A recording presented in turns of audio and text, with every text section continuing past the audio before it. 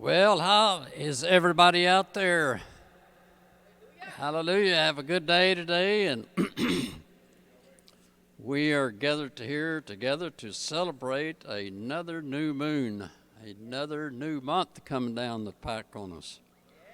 Wow, how time is flying. I don't know about y'all, but it seemed like that they sped it up. They tightened the screw or something, and I just turn around and, man, it's another month. And you know, when you're young, you want to hurry up time and where you can do all these adult things, you know. But as you grow older, you want to kind of slow it down a little bit, you know. Uh, uh, I just want to say hello to everybody out there on Facebook. I'm glad that you tuned in with us this evening to bring in another month. You know, these we've been talking about using these new months to new moon services to kind of talk about the calendar and talk about God's time and how that should affect us. You know, we see how that the man of sin took the very timepiece of God and have changed it and done all kinds of different things to it. Some of the things I was just thinking about today, you know, talking about a new moon, you know, when we read in Genesis 1 about the creation of the earth and everything that's on it. And by the way, you know, I think that we all kind of agree that God exists outside of time, and he made time for man. And so we ought to feel pretty privileged that God set up a time and a calendar system, and the whole works just for mankind. And but then, as we were talking Shabbat, you know, we're kind of locked to that time, you know. But the great part about it is He made some holy time just for us. And you know, in Genesis 1 says, you know, in the beginning God created the heavens and the earth was without form and void, and darkness was up on the face of the deep. And the Spirit of Jehovah moved upon the face of the waters. And Jehovah said, let there be light, and there was light. So, you know, we see that everything in Scripture begins in darkness. I don't know if you really thought about it. Each one of our lives began in darkness because we were in 9 months in darkness, right? As our mothers carried us for 9 months, totally in darkness. We never saw the light until we were born. And then God said, let there be light. And we opened our eyes for the first time. So we see that the world began in darkness. The day began in darkness. So then we'd have to kind of look, when did the month begin? I would think that it would begin in darkness also, particularly since the moon is what rules the night, the dark part of the day. And so, but thinking about why would God create things like that?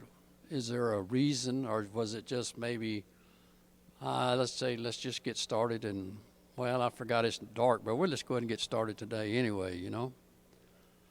But I think what it is to me, because as we read, particularly in the Brit Hadashah, how that the Messiah, Yeshua himself, is that light, right? So we were born in darkness with the idea of moving towards the light. All the time we should be moving towards the light. And not only physically, but spiritually. Because we want his light to shine upon us and us be reflective like the moon is and reflect that light into other people on the earth. So I just thought that was kind of a cool thing. I just was thinking about it yesterday, and I said, that was our goal, is to move towards the light all the time, towards the light. And in Scripture it talks about not to turn from the light, because you're going to go back into darkness and you're going to be fumbling around in the dark. When turn out all the lights in the house, it gets pretty dark. And we're always talking about, particularly after we've had all these blackouts that we had last winter, we're always talking about, man, I don't hope it doesn't black out all the electricity and so forth and throw us into darkness. So we definitely don't want our light to go out. And we know that Messiah's light is always there, but we always have to move towards it, always moving towards his light. So I think that is a very good thing that we need to recognize, that we're not living our lives in the darkness, but living our lives in the light of the Messiah. So, and like I say, it's set in the creation of the earth. It's set there that cannot be moved. The beginning of the day begins at the darkness of the day, moves to the light. Same thing with the moon.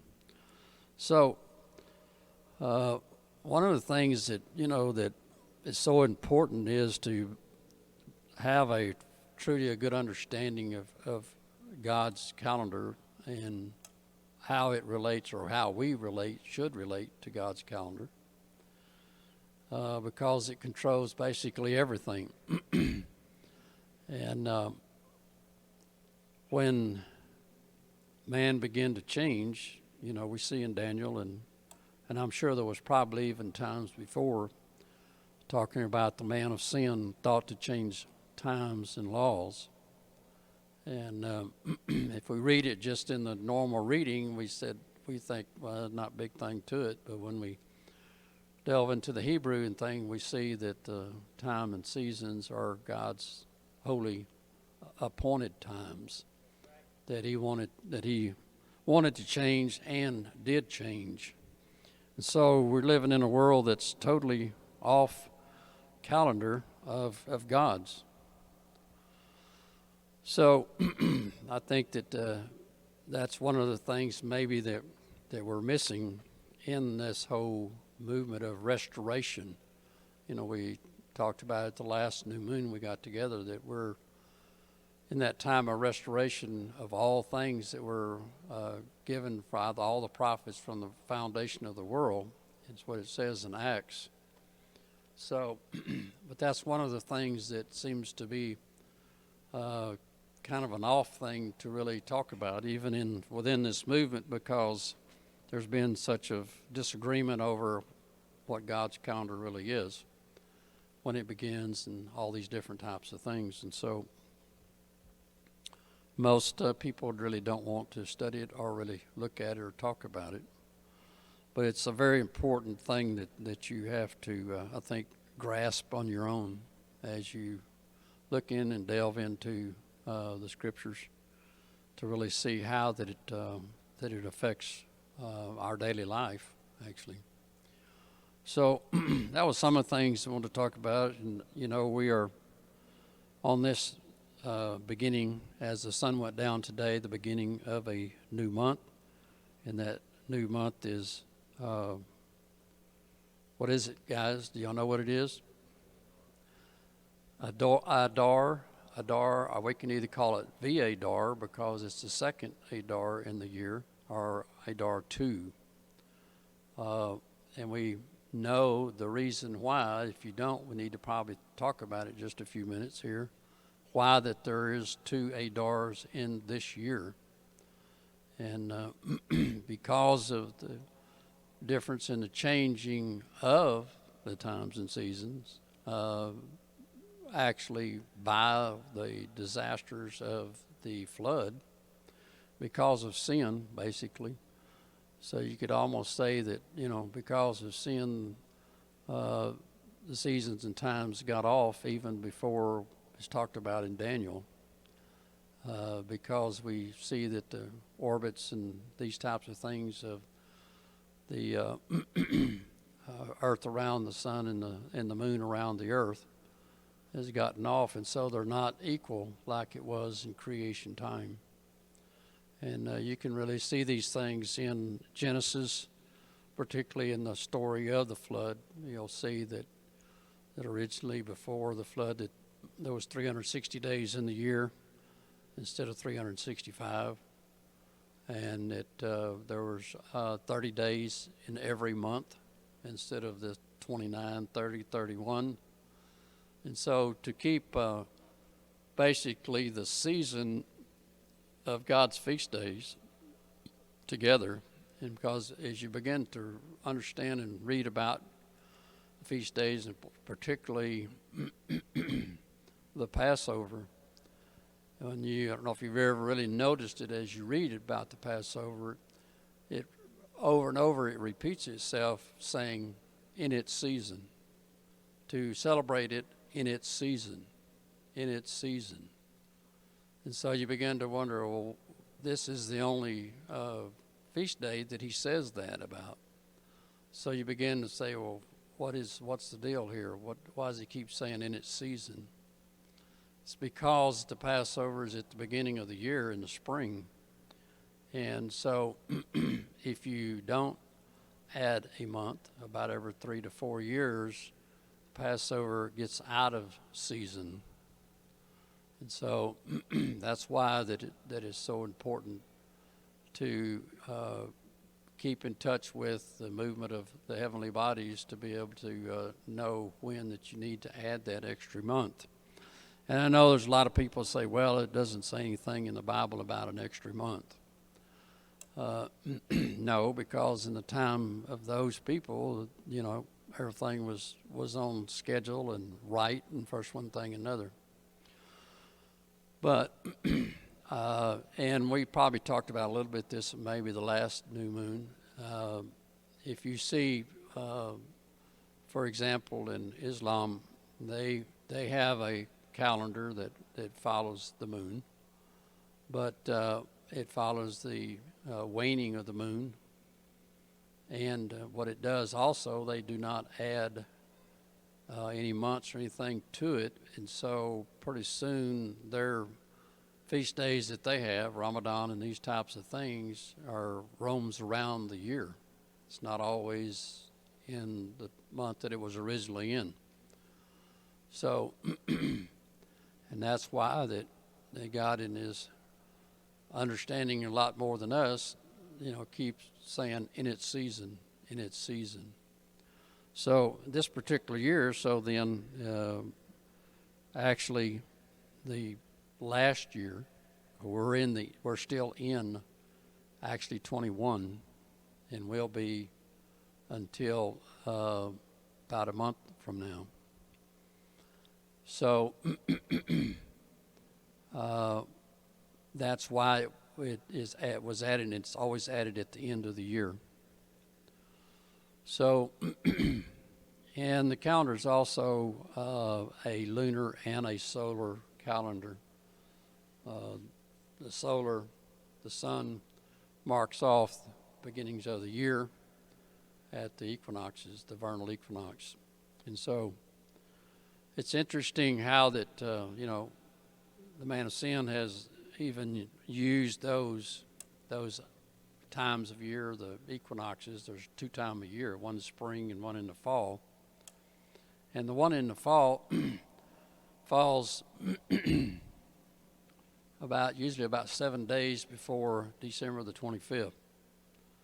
And so that's why that December the 25th was used as the birth of Christ in paganism, from the sun god on into Christianity, because it was right after the autumnal equinox was the rebirth of the sun, December the 25th, and so that's how it got connected into Christianity and slapping Jesus' birthday on it. So, and we know that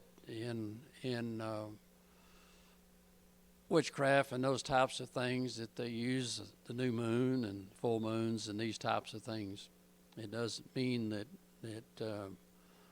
they are correct or whatever. They have just once again slapped their God on something that God's already created from the very beginning. So what a couple of different things I want to look at here. This new moon tells us that in 6 weeks is the Passover. Okay. And as we've been talking in our regular droshes, that it's throughout scriptures it talks about a time of forgiveness, asking for forgiveness and forgiving our fellow man and brothers, and these type of things to come up on the day of Passover with your cleanness, your clean hands, and so forth, so on. So just to remind us that about 6 weeks from now, in fact, exactly 6 weeks, because the Passover is in the middle of the month on the 14th day of Abib. So will come that event. So we need to really take this time to really think about our life up to this point. Not that we need to wait until Passover to get our sins and ask each other forgiveness and those type of things. We need to do it daily. But just need to make sure that as we go into the Passover that because that's really was the thing even in Egypt, because the real importance there was that they even told them to stay in their homes, because that night the death angel was to pass over the camp, and if you were outside of your house, you might be lost physically. You might be counted amongst the death of the firstborn and so on and so forth. So I think it just shows that it's a period of time that we need to really think about, prepare for, get ready, and know that we're following God's plan and His time. And those of you maybe that are on Facebook have maybe looked at different calendars and so on and so forth. We're celebrating Passover on the evening of April the 14th. And being that you're going into the 15th day after the sun sets, that's the first day of unleavened bread for 7 days. So some things that we need to be thinking about and so on and so forth. The other thing that I was just thinking about, and we'll try to make it short because I want to make it about 45 minutes long, and also if you find in reading the book of Esther that Purim is what it's called, and Purim comes from the word that means to cast lots. And so we find that Purim had happened, and we're going to read as much as I can without getting very bogged down, but on the 13th day of Adar. And it's kind of interesting this year because on the Jewish calendar, they're using Adar 2 as Purim. And but there are some that celebrated it last like 15 days ago on the 13th of Adar itself. So, and I think one of the reasons why we'll see as I read here, there was something that happened on the 13th day of Abib. On the 13th day of Abib. So that would be 1 day before the Passover. So it never really dawned on me that much when I read this story many years ago, and when we was over to the other place, we celebrated Purim, and that's something we've been talking about here. I think there's nothing wrong with it because it's in biblical things. It's not a required feast, but it's a time of remembrance, much like we remember July the 4th and these types of days.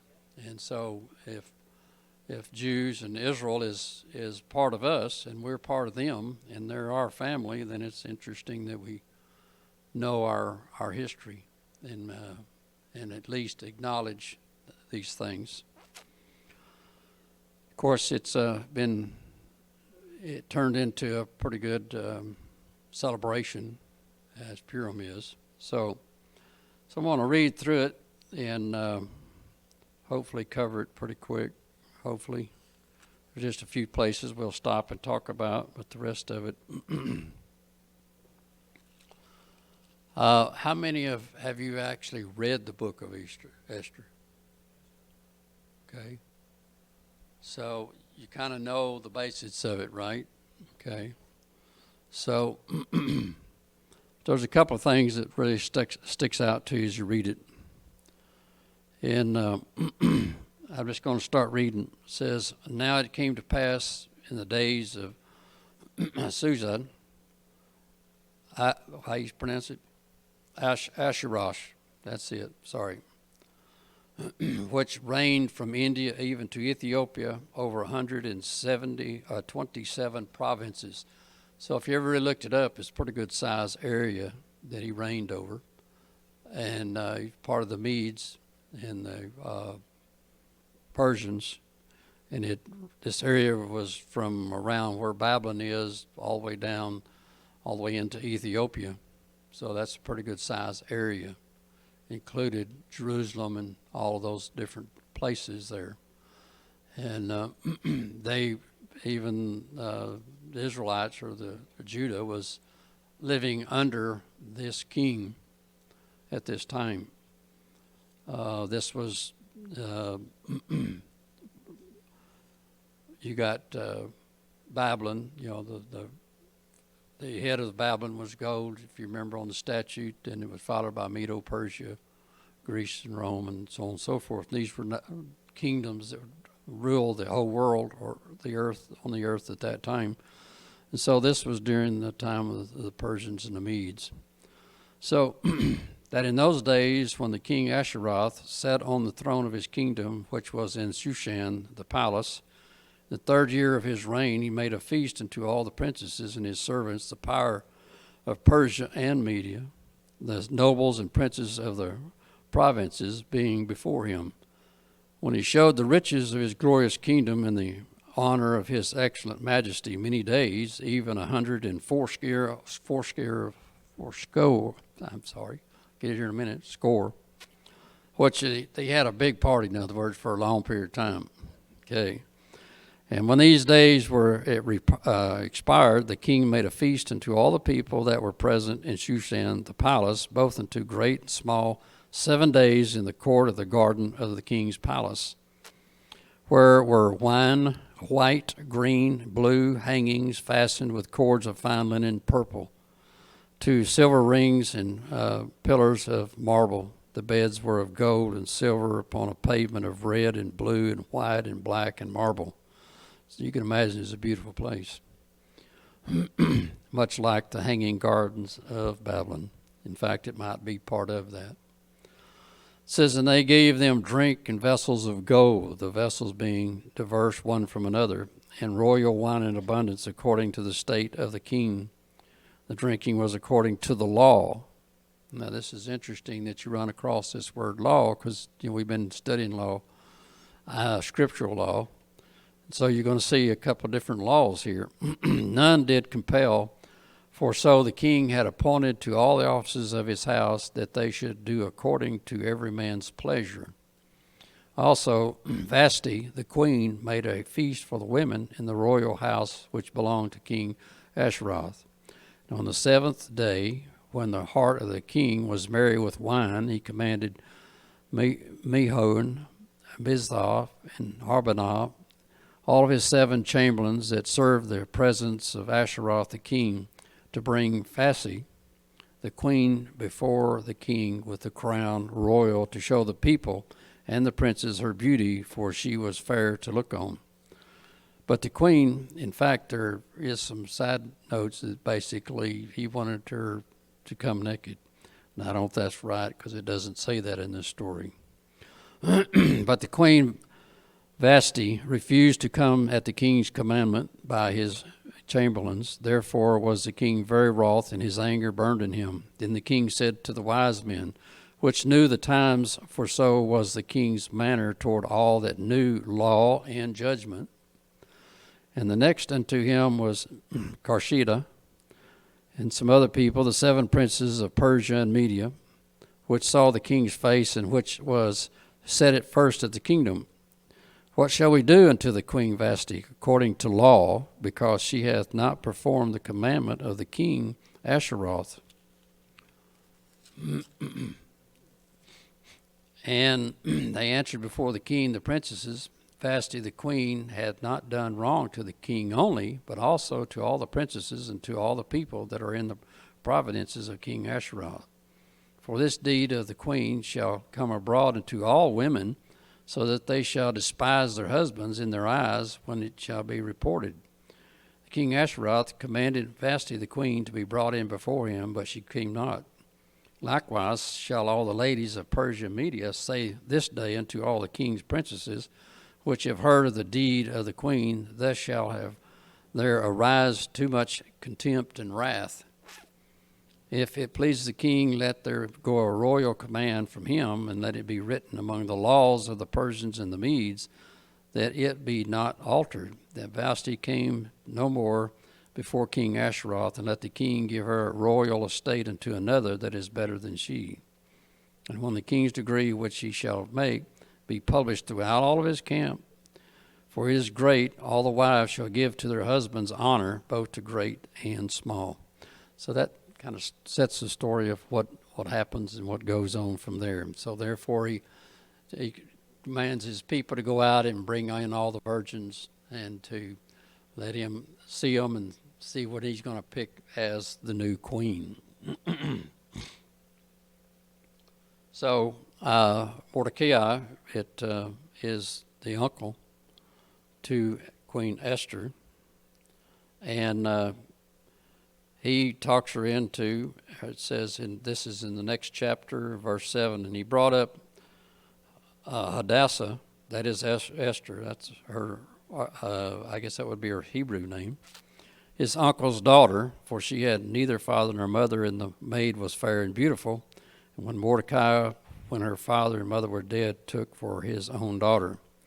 So it came to pass, when the king's command and his decrees were heard, and when many maidens were gathered together unto Shushan, to the custody of Esther was brought also into the king's house, and she was to go in the lineup, basically. And we know that she was taken and became the queen. Okay. It says, it goes in there, it says, and it went on, it says, this is in verse 21 of chapter 2, it says, in those days, while Mordecai sat in the king's gate, 2 of the king's chamberlains, of those which kept the door, were wrought, and sought to lay hands on the king Asheroth. And the thing was known to Mordecai, who told it unto Esther the queen, and Esther certified the king thereof in Mordecai's name. And when an inquisition was made of the matter, it was found out. Therefore they were both hanged on a tree, and it was written in the book of the Chronicles before the king. Pardon me? Yeah, they tried to kill the king, and Mordecai overheard them, and so he told Queen Esther, and she went and told the king, and they looked it up, and they found it out, they found, yeah, this is right, and so they hung them. So this sets into the next story, why these certain things happen.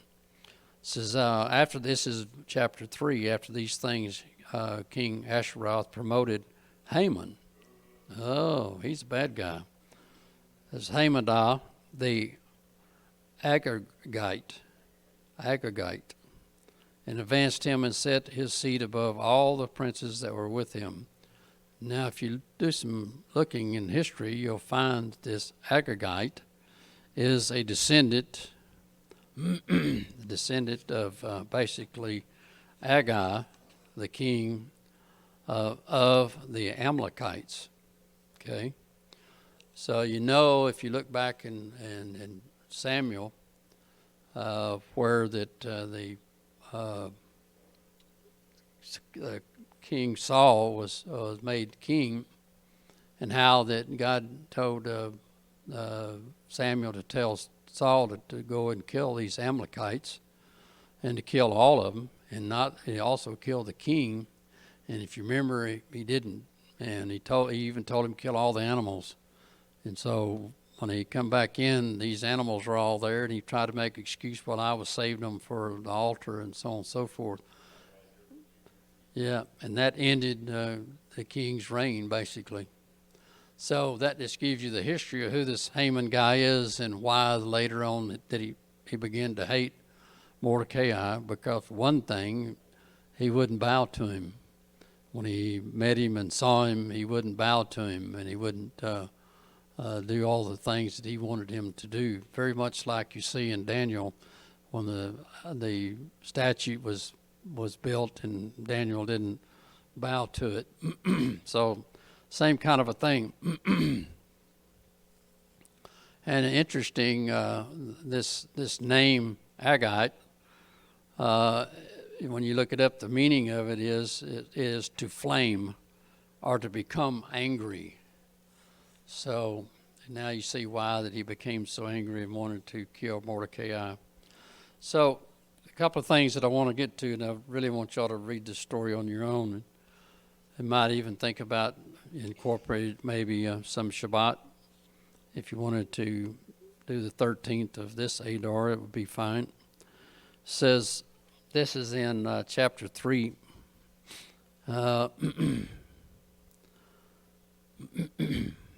And it goes on and it says, this is the one I want to read. It says, and Haman said unto the king Asheroth, there is a certain people scattered abroad and dispersed among the people in all the provinces of thy kingdom. This is chapter 3, verse 8. And their laws are diverse from all people. Neither keep they the king's law, therefore it is not for the king's profit to suffer them. So this began the decree to kill all the Jews, because that their laws wasn't the same as our laws, and so it's going to just create a lot of problem and so on and so forth. The very kind of the same story we see in Egypt, why that they became enslaved and all these different things. Yeah, it's going to, where this story has repeated itself several times, and it will repeat itself, I think, in the end times. That's one of the reasons I wanted to just kind of look at it. So it is, if it pleases the king, let it be written that they may be destroyed, and I will pay 10,000 talents of silver to the hands of those that have the charge of the business to bring it unto the king's treasures. The king took his ring from his hand and gave it unto Haman, the son of Agagite, the Jew's enemy. And the king said unto Haman, the silver is given to thee, the people also to do with them as it seemed good to thee.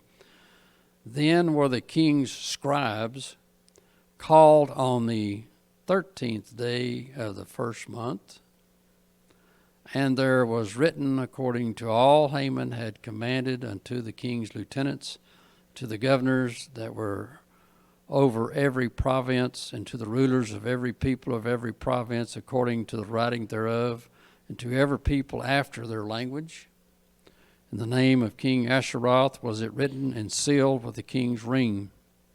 And the letter was sent by post unto all the king's province, to destroy, to kill, to cause to perish all Jews, both young and old, little children, women, in one day, even upon the 13th day of the 12th month, which is Adar. Okay? So, which is the month Adar, and to take the spoil of them for a prey. So, interesting how that truly against God's people on the very day leading up to the Passover, that they would put this decree to kill all of the Jews in all of these provinces, 127 provinces. So I'm sure there was a pretty large number of Jews or Israelites, I should say. So, so it goes on in chapter 4. A couple of things I want to really look at here. So when this decree went forth, of course, Mordecai took these decrees and went to see Queen Esther and tell her, says, you need to say this to the king and get something done. And of course, she was scared to death because in their law, as you read, no one came to the king unless he was summoned. You just didn't walk in, knock on the door, and say, hey, I want to talk to you. So protocol, very muchly protocol, just like it is with our king. You have to follow the protocol. So, but he told her, he says, you really going to have to do this. And so we're going to read this in the 4th chapter towards the end of it. It's in, it says, so it says, and the king's servants and the people of the king's provinces do know that whosoever, whether man or woman, shall come into the king into the innermost court. This is what she's telling Mordecai, who is not called. There is one law of his to put him to death, except such to whom the king shall hold out the golden scepter, that he may live. But I have not been called to come into the king for 30 days. And they told to Mordecai Esther's words. Then Mordecai commanded to answer Esther, think not with thyself that thou shalt escape the king's house more than all of the Jews. Of course, she had not let anybody know that she was a Jew. And that was really what brought the anger with Haman, was that Mordecai told him, says, I'm a Jew. And so this anger really began to boil. Says in verse 14, for if thou altogether holdest thy people at this time, then shall their enlargement and deliverance arise to the Jews from another place. But thou and thy father's house shall be destroyed, and who knoweth whether thou art come to this kingdom for such a time as this? So this word has been used considerably, and I think that this is something that applies to us daily right here. I've always talked about that you are created for a purpose and a reason, and that you find yourself at this particular time in this understanding for a purpose and a reason. And it's for to come to the kingdom at such a time as this. But there's something real interesting here, because all of the sages and everybody that reads this thing says, well, this is really interesting because there's a whole book of Esther, and nowhere in the book of Esther is the name of the father. He's not mentioned by name, nowhere. And some people even maybe doubt that this is not a real story, a real happening. And one of the reasons why is that this book was not found in the cave of Qumran with the rest of the Dead Sea Scrolls. This book was not found there. So some people say, well, it was made up, and so on and so forth, and it doesn't even have the name of God in here. But interesting, in this particular verse, because of the translation of certain words in here, he is here. And I'll show you. Says, for if thou altogether holdest thy peace at this time, then shall their enlargement and deliverance arise to the Jews from another place. When you look up the word enlargement in the Hebrew, take a guess what it is. Ruach, Spirit of God. It's tied their base word together, They're in 7305 and 7306.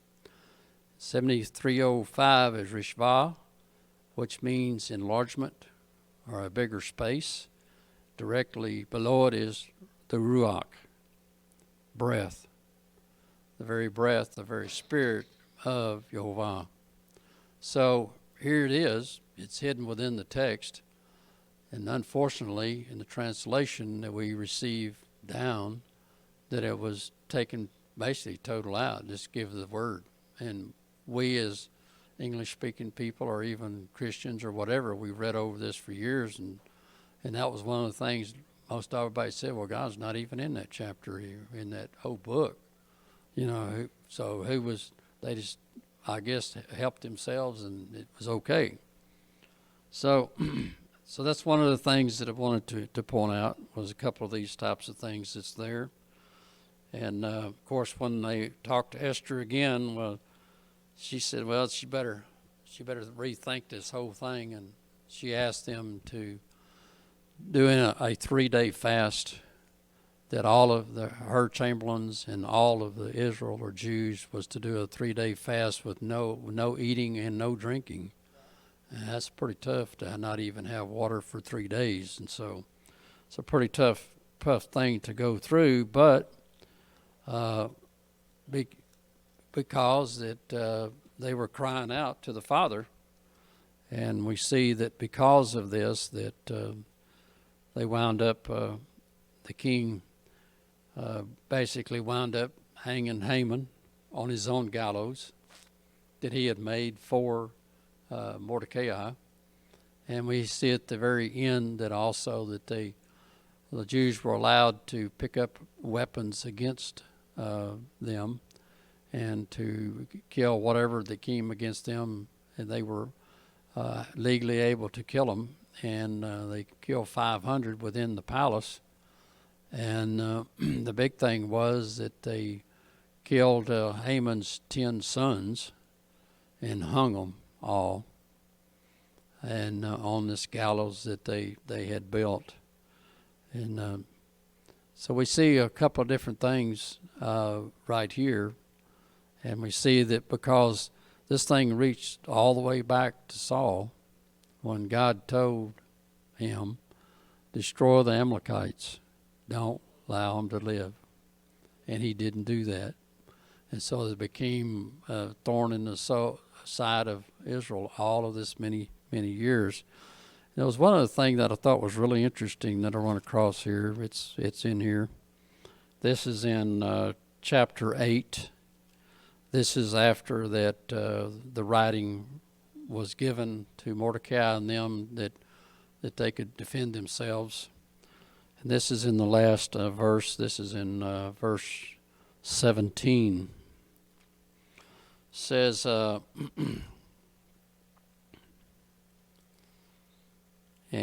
says, the Jews had light and gladness and joy and honor, and in every province and in every city, whithersoever the king's commandment and his decree came, the Jews had joy and gladness, a feast and a good day, and many of the people of the land became Jews, for the fear of the Jews fell upon them.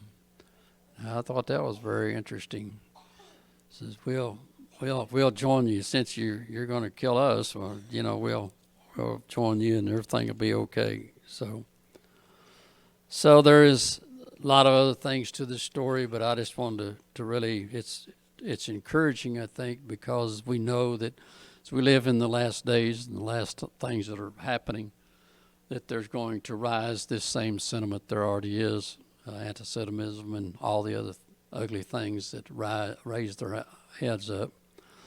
And so we know that that the Father says, in David in Psalms, it says, who am I to fear? He says, no one, because I have God on my side, basically. Even in the direst stretch of time and things happening, that we can depend upon Him to stand upon His promises and in His Word. And we know that this scene of the 10 brothers being hanged repeated itself at the trial of the Nuremberg trials after the end of World War II.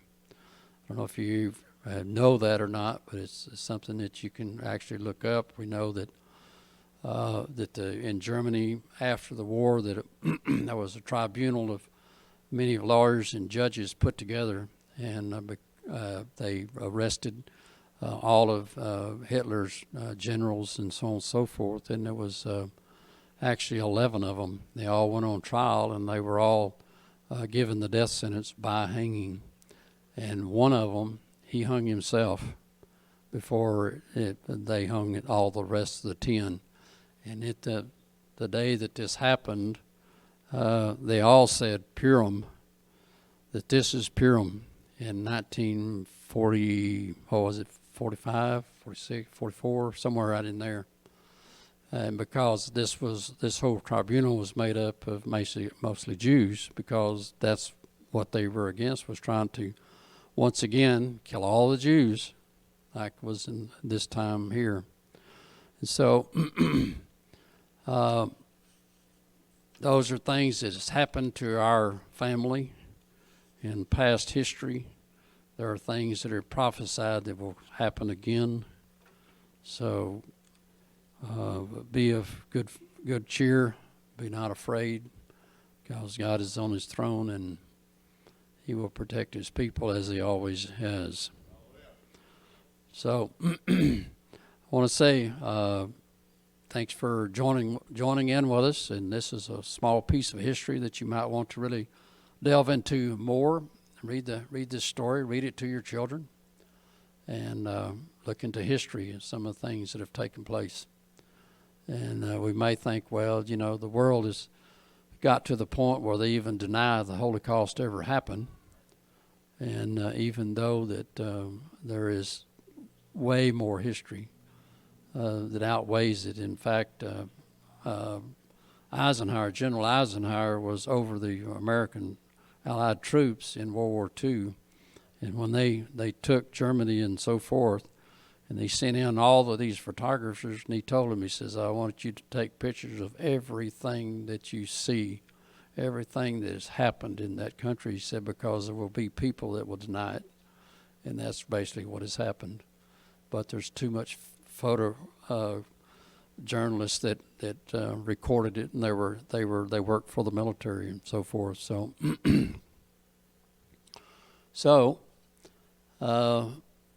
happy new moon, and look forward to one more new moon before Passover, and then we'll get together again and celebrate this glorious time that we live in.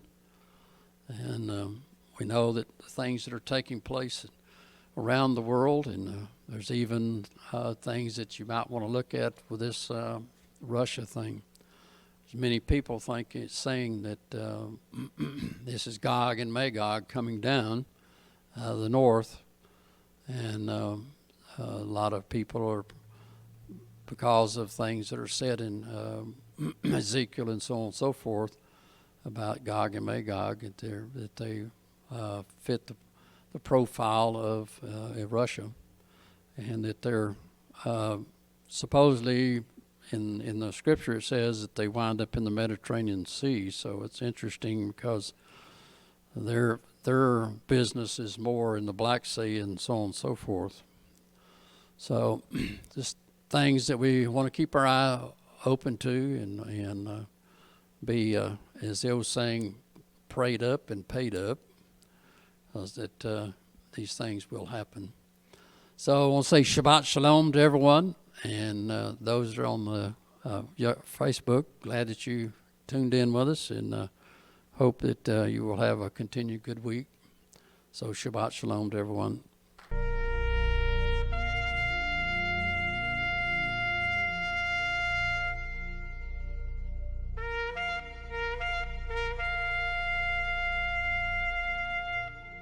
Thank you for watching a teaching from Emet HaTorah.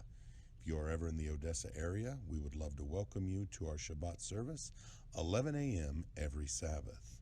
For more information or for more teachings, feel free to find us on the web, www.emethatorahodessa.com. Also, you can find us on Facebook. Thank you. God bless you and your family. Shalom.